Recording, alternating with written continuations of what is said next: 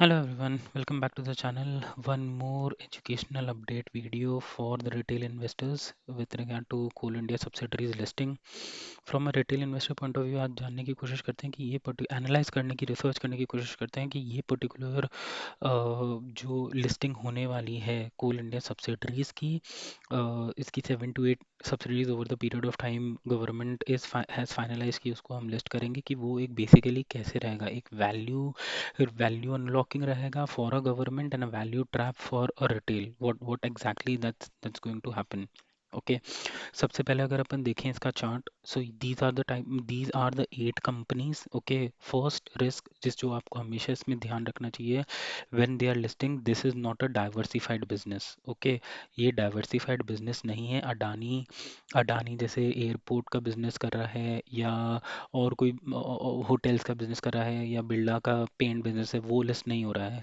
ये total total business जो है वो सारे एक ही टाइप की रिस्क भी शेयर करते हैं, और एक ही टाइप के बिजनेस स्ट्रक्चर, बिजनेस मैनेजमेंट, और एक ही टाइप का डायनामिक्स है इनका, कुछ भी डिफरेंट नहीं है डायनामिक्स में। ठीक है, तो लेट्स मूव एट। सब उससे भी पहले अपन एनालाइज कर लेते हैं कि कोल इंडिया के साथ क्या हो रहा है अभी, राइट।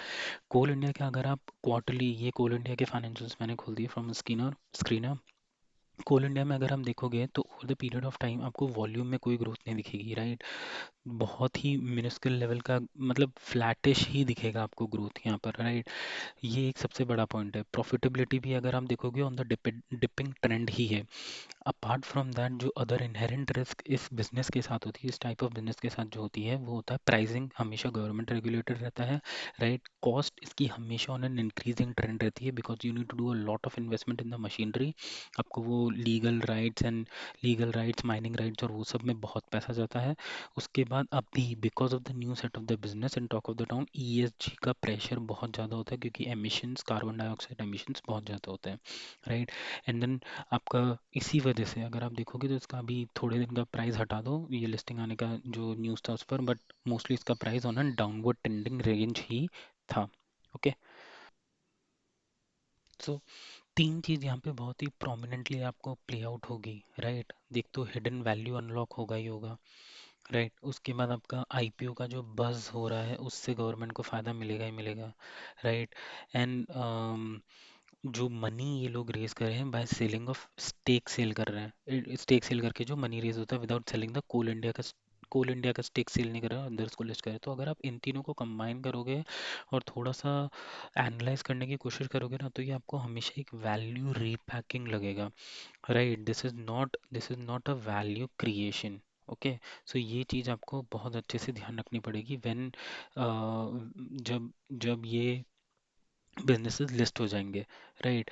अभी एक और चीज़ आपको ध्यान रखना पड़ेगा। मैं बार बार क्यों एक न्यू टाइप ऑफ बिजनेस नहीं आ रहा है, न्यू टाइप ऑफ बिजनेस नहीं आ रहा है, आपका रिस्क इसीलिए रह रहा है क्योंकि आप कपल ऑफ चीज़ें देख लो, राइट। ये इसका लिस्ट करना जो है ना, ये कोई नो न्यू सेक्टर है, ठीक है, ये ऑलरेडी ओल्ड सेक्टर है उसी के, ठीक है।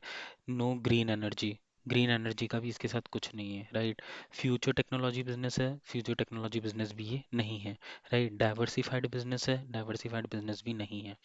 तो ये चारों पैरामीटर्स इसके अंदर फॉल नहीं कर रहे हैं to put this as a good IPO and an opportunity for an from a retail investors perspective, right. तो ये एक पॉइंट है। इसका पॉजिटिव पॉइंट भी है। अगर आप पॉजिटिव पॉइंट इसका अंडरस्टैंड करना चाहोगे तो पॉजिटिव पॉइंट इसका ये आएगा कि कोल इंडिया की जो सब्सिडरीज हैं ओवर द जिनका अभी रिसेंटली में देखा गया है कि इतने गुड फाइनेंशियल्स नहीं हैं, तो ये हो सकता है कि जिन जिन इन्वेस्टर को एक सेलेक्टिव एक्सपोजर लेना है वो एक सेलेक्टिव एक्सपोजर ले सकते हैं, करेक्ट। आपका थोड़ा सा वैल्यू एंड प्रिसिशन इन्वेस्टिंग आएगा यहाँ पर। देन आपका डिविडेंड की बहुत क्लैरिटी हो जाएगी कि जो आपकी सब्सिडरीज बहुत अच्छा परफॉर्म कर रही है, आप उन्हीं में ही टारगेट करो अगर आपका डिविडेंड स्ट्रैटेजी रहता है, राइट। तो ये एक पॉजिटिव फैक्टर्स भी यहाँ पर आएंगे। कूल।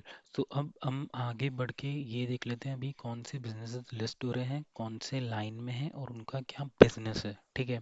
सबसे पहले जो मार्च 2026 तक जो लिस्ट करने का प्रपोजल है फॉर दिस एंड दिस, ये मार्च 2026 तक का ये लिस्ट करने का प्रपोजल है। ये FY 27 तक लिस्ट करने का प्रपोजल है, और फिर ये छोटी छोटी कंपनी धीरे धीरे धीरे धीरे लिस्ट हो जाएगी। करेक्ट। ये अभी तक का प्रपोजल में ये ही क्लैरिटी आया है। अब नाउ अंडरस्टैंड करते हैं कि इनका बिजनेस कैसा है। ठीक है, क्योंकि business plays a very important role अगर आप इन्वेस्टिंग करने जा रहे हो उसके अंदर। ठीक है, तो सबसे पहले BCCL का देख लेते हैं। BCCL का अगर आप इन्वेस्टिंग देखोगे तो कोल का है मेजरली। इसका coal cooking cooking coal link to an steel industry जो होता है, ये वो बेसिकली वो वाला कोल है। ठीक है, MCL के अंदर ये वाला जो MCL है इसका बेसिकली थर्मल कोल है। राइट, थर्मल कोल जो होता है that is large thermal producers for energy conversion, उसमें आएगा। ये SCL का ये थोड़ा सा हाई वॉल्यूम कोल्स होता है, यूजुअली रेगुलेटरी बहुत सेंसिटिव होता है ये। ठीक है, उसके बाद ईस्टर्न कोल फील्ड्स, और ये शुरू से ही इनकी जो ये लेगेसी माइंस है वेस्ट बंगाल में जो है, ये जो लेगेसी माइंस इनकी।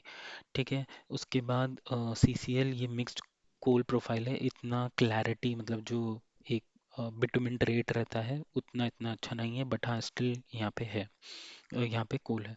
देन NCL ये यूजुअली पावर जनरेशन में क्या आएगा, पावर हब फोकस्ड है उनके लिए निकालने के लिए। ठीक है, और ये ये basically your technical consulting firms में होता है, टेक्निकल एंड कंसल्टिंग आर्म है ना, जिसका कमोडिटी रिस्क एसेंशियल्स उस प्रोफाइल में बेसिकली ये company.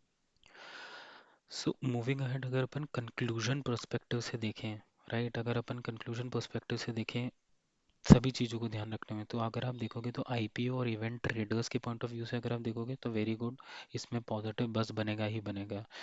Dividend dividend yield investor के पॉइंट ऑफ व्यू से देखोगे तो एक बज नहीं बनेगा, बनेगा। दोनों किस लिए बोल रहा हूँ मैं बता देता हूँ। And then long term growth के लिए इतना कोई अच्छा एवेन्यू अभी तो नहीं है। हाँ, डिविडेंड के लिए क्या होगा आपका, आपको ये समझना होगा कि यहाँ पर जब ये सब्सिडरीज कोल इंडिया से निकल के एक सेपरेट एंटिटी लिस्ट हो जाएगी, राइट, तो कोल इंडिया जिसके आप अभी इन्वेस्टर हो उसमें सिर्फ लो सब्सिडरीज बचेगी, मतलब जिनका या तो बिजनेस कम है, मैनेजमेंट अच्छा नहीं है, ग्रोथ अच्छी नहीं है, या स्केल अच्छा नहीं है, या बहुत रेगुलेटेड है, या ESG प्रोफाइल बहुत गंदा है, वो सब्सिडरीज कोल इंडिया में बच जाएगी। और जो अदर सब्सिडरीज है जो लिस्टेड हो जाएगी वो अलग आ जाएगी, जिनका डिविडेंड प्रोफाइल अच्छा होगा, जिनका ग्रोथ अच्छा होगा या मार्जिन्स अच्छे होंगे, या वो सारे अलग से यहाँ पर लिस्ट हो जाएगी। तो इस कंपनी को फिर आपके पास चॉइस ही बचेगा, या ये कंपनियां लो या सब्सिडरी लो, राइट, और अदर सब्सिडी जो जो भी लिस्टेड होती जाएगी, तो आपको उस पर्सपेक्टिव से ध्यान देना होगा। अगर आपका option taking a PSU is only safe heaven like earning of dividend, ठीक है, तो ये आपको ये बात ध्यान रखनी पड़ेगी। Cool, hope this video clarifies कि क्या ऑब्जेक्टिव है। And definitely I think you should appreciate doing so hard research for you. Please एक हिट और लाइक और सब्सक्राइब कर लीजिए, so that it helps a lot in creating more information insight videos for you. Cool, thanks a lot, take care, bye.